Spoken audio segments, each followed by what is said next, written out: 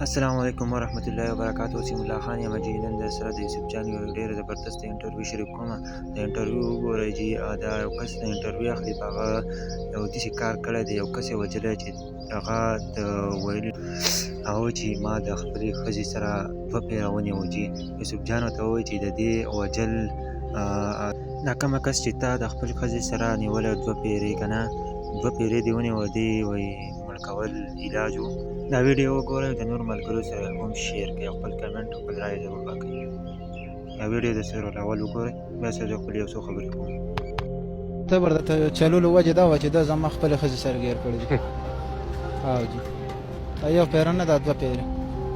او دې ته مړ کو او جي نه قتل علاج مرګو چې د پښتو دغه ملک ته تاسو تاسو خپل او که تاسو خپل جی پښتانه یې نو برداشت نشو مړ دی. نه جي نه قتل به ورته ډیر زاریان په دې شمه یوسف جان خسړې ډیر خسړې خو ته بیا په ژوندونی باندې سړې بیا وجني اوس د دې نه پاس ته د تپوسونه کړي دي څنګه دې مړ کو لاس دی ولا وتړل لومبه غزار دی ولا ورکولې دی مړو. جی تاسو به دا ویډیو کتلی، تاسو دې باره کې څه خیال دی؟ سړی وژل پکار و که نه؟ ځکه چې سړی د خپلې ښځې سره ویني، د هر سړی په خپله سوچ وکړي. یو پله پښتانه یو، موږ خو دومره صبر نه کېږي ځکه چې خپل عزت موږ ته ډېر زیات ګران دی یار.